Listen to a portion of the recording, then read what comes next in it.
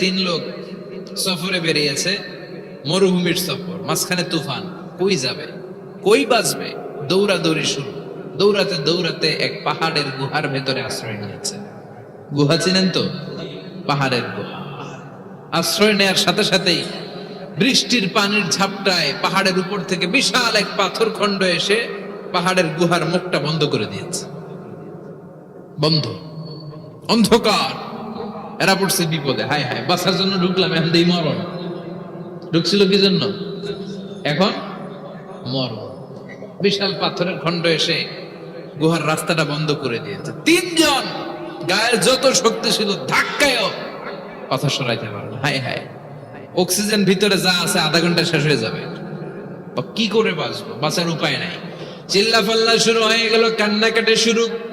একজন বলে, তোমাদের জীবনে কার কি ন্যাক আমল আছে, যে ন্যাক আমলটা আল্লাহর ভয়ে করছিল ওইটার ওসিলা দিয়ে দোয়া করে দেখো কিছু হয় কিনা। সুবহানাল্লাহ কোন। এটাই উপায়। একজন হাঁটু গেড়ে চোখের পানি ছাড়া শুরু করছে, দোয়া শুরু করছে, আল্লাহ আল্লাহুম্মা কানাত লি আবাওয়ান শাইখান কাবীরা। আল্লাহ, আমার বাবা মা ছিল বৃদ্ধ বৃদ্ধা, আমি পেশায় রাখাল, সারাদিন ছাগল চড়িয়ে রাত্রিবেলা দুধ আনতাম, সবার আগে আব্বা আম্মারে দিতাম, এরপরে আমার ছেলে মেয়ে, এরপরে স্ত্রী। একদিন গভীর রাতে এসে দেখি আব্বা আম্মা ঘুমায়। দুধের বাটি নিয়ে আব্বা আম্মার মাথার সামনে দাঁড়িয়ে রইলাম। ছেলে মেয়েগুলো আব্বা এসে বলে, আব্বা দুধ দাও। আমি বললাম পরে, আগে আব্বা আম্মা খাবে, তারপরে তোরা। ছেলে মেয়েগুলো কান্না জুড়ে দিল, আমি দেই নাই। ফজর পর্যন্ত দাঁড়িয়ে রইলাম। ফজরের আগ দিয়ে আব্বা আম্মা ঘুম থেকে উঠে দেখে তো আমার অবাক, কিরে বাবা দাঁড়িয়ে কেন? বললাম প্রতিদিন দুধ খেয়ে ঘুমাও, আজকে আগে আগে ঘুমিয়েছ, দুধ খাও নাই, তোমাদেরকে আগে দিব বলে দাঁড়িয়ে রইলাম। আল্লাহর ডেকে বলে, আল্লাহ ওই দিন সারা রাত দুধের বাটি নিয়ে মা বাবার শিওরে আমি দাঁড়িয়েছিলাম। ফজরের সময় আব্বা আম্মারে দুধ খাওয়ালাম, তারপরে ছেলে মেয়েদেরকে দিয়েছিলাম, তারপরে স্ত্রীর মুখে দিয়েছিলাম। ও মাবুদ, ওই দিনের এই কাজটা আমি দুনিয়ার কাউরে খুশি করার জন্য করি নাই, শুধুমাত্র তোমার খুশি ছাড়া। ওই রাতের ইবাদত যদি তোমার দরবারে ভালো লেগে থাকে, ফাররিজ আন্না মা নাহনু ফি, আজকের বিপদের দিনে কেউ বাঁচানোর নাই, তুমি আমাদের বাঁচাও। ফানফাজারাত, মুহূর্তের মধ্যে 1/3 বিশাল পাথর খণ্ডটা 1/3 ডান দিকে সরে যায়, এক পাশে সরে যায়। সামান্য আলো বাতাস ঢুকতে আরম্ভ করবে। এখন বাতাস ঢুকে, এখন বেঁচে থাকতে পারবে এই নিশ্চয়তা হয়েছে। সুবহানাল্লাহ কোন। এবার সে বলল, ভাই তোর কি আমল আছে বল। দ্বিতীয় জন হাঁটু গেড়ে আবার চোখের পানি ছেড়ে আল্লাহরে ডেকে বলে, মাবুদ আমার এক চাচাতো বোন ছিল, কানাত লি ইবনাতু আম জামিলা ওয়া কুনতু উহিব্বুহা কাআশাদ্দি মা ইউহিব্বুর রিজাল আন-নিসা। আল্লাহ, সুন্দরী, অনন্যা, অপ্সরী, প্রিয়ংবদা, অনুসুয়া, গুণবতী, রূপবতী আমার এক চাচাতো বোন ছিল, তার প্রেমে আমি ছিলাম পাগল পাড়া, কিন্তু সে তো আমার ডাকে সাড়া দেয় না। অনেক চেষ্টা করলাম তারে পাওয়ার জন্য। চাচাতো বোন আমারে বলে, 100 স্বর্ণ মুদ্রা যেদিন দিতে পারবা ওই দিন আমারে পাবা। এবার আমি স্বর্ণ মুদ্রা কালেকশনের কাজে লেগে গেলাম। বছরের পর বছর চেষ্টা করে 100 স্বর্ণ মুদ্রা যেদিন পেলাম ওই দিন চাচাতো বোনের কাছে গেলাম, যে তার হাতে স্বর্ণ মুদ্রা দিলাম, বললাম চলো এবার আমরা অপকর্ম করি। স্বর্ণ মুদ্রা পেয়ে সেও খুশি, আমিও খুশি। সে পাইছে স্বর্ণ, আমি পাইছি তারে।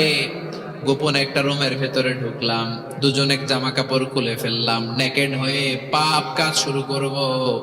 ইন দা মিন টাইম আমার চাচাতো বোন আমারে বলে, ও আমার চাচাতো ভাই, আমারে তুই আমার সতীত্ব তুই নষ্ট করে দিস না, ইত্তাকিল্লাহ, আমার সম্ভ্রম তুই শেষ করে দিস না, ইত্তাকিল্লাহ, আল্লাহরে ভয় কর। আল্লাহ, ওই মুহূর্তে ফিরে আসা কঠিন কঠিন, কিন্তু ইত্তাকিল্লাহ, আল্লাহরে ভয় করে এই শব্দটা যখন শুনলাম আমার ভিতরটা কেঁপে উঠেছে।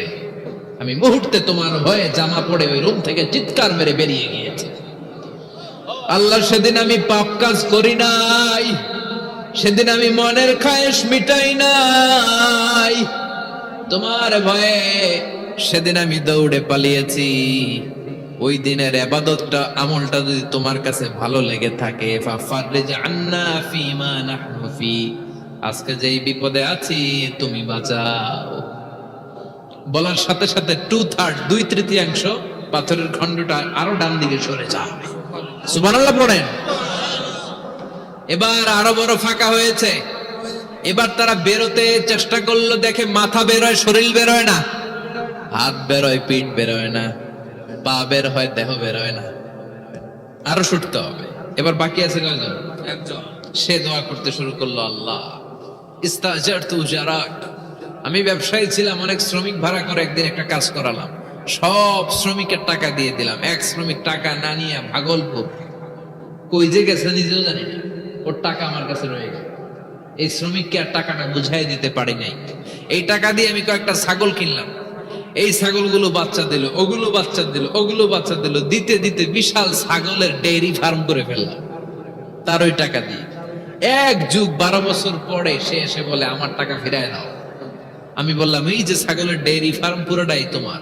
সে বলে আতাস্তাযিউ মিন্নি, আমার সাথে ঠাট্টা করো? আমি পাই সামান্য কয়টা টাকা, 1 যুগ আগে যে টাকা পাইতাম ওইটা দিলেই চলবে। আমি বললাম, ও শ্রমিক, তোমার টাকা দিয়ে আমি ছাগল কিনে ব্যবসা করেছি, ছাগল বাচ্চা দিয়েছে, বাড়তে বাড়তে বাড়তে বাড়তে আজকের বিশাল এই ডেইরি ফার্ম, এই ডেইরি ফার্মের মালিক আমি নই, তুমি নিয়ে যাও।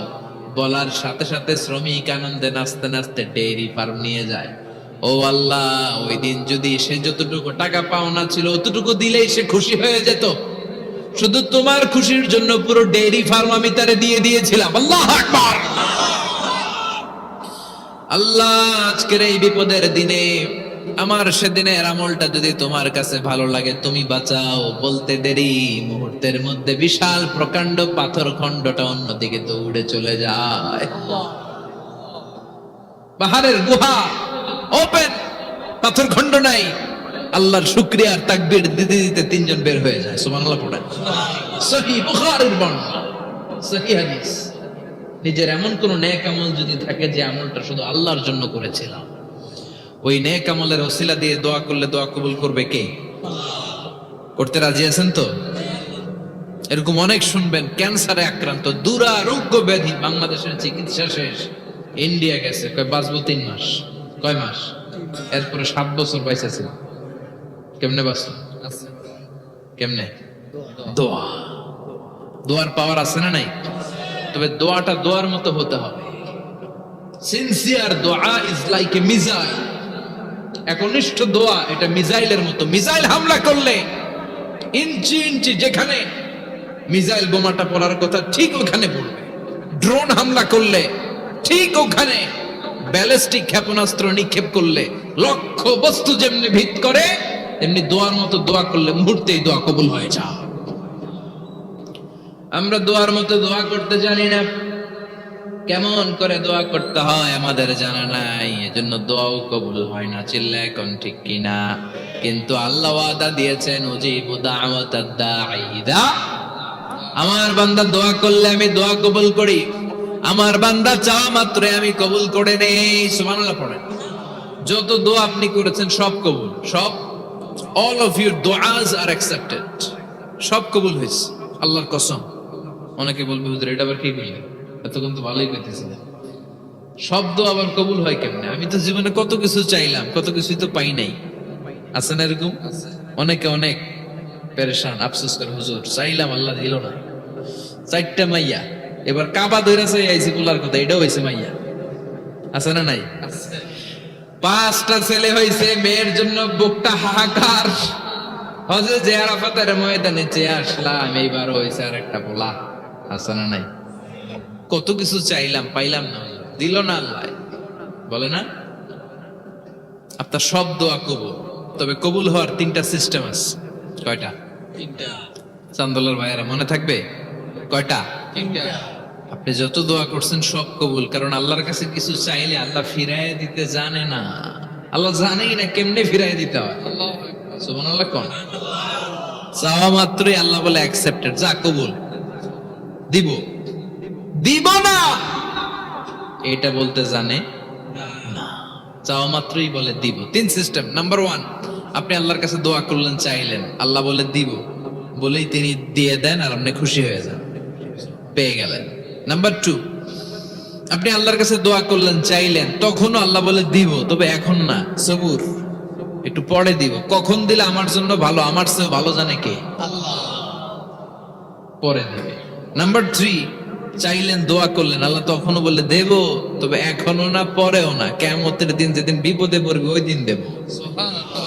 যেদিন তোর বাবা তোরে চিনবে না, তোর মা তোরে চিনবে না, বন্ধু বন্ধুরে চিনবে না, পীর সাহেব মুরিদরে চিনবে না, মুরিদ পীর সাহেবরে চিনবে না, ইমাম সাহেব মুসল্লিরে চিনবে না, মুসল্লি ইমাম সাহেবরে চিনবে না, কেউ কাউরে চিনবে না। ওই কঠিন দিনে তোরে আমি বাঁচাইয়া দেব। তাই দোয়া যা করছেন ছোটবেলা থেকে আজকে পর্যন্ত, লস হয়েছে না লাভ? লস না লাভ? প্রতিদিন শতবার তাওবা ইস্তেগফার করতে রাজি আছেন? আল্লাহর জিকির করতে রাজি আছেন তো? আর বেশি বেশি দোয়া করতে রাজি আছেন? সবাই সবার জন্য দোয়া করবো, রাজি আছেন তো? আল্লাহ আমাদের সবাইকে কথাগুলো বোঝার ও আমল করার তৌফিক দান করুক। আমরা পড়ি।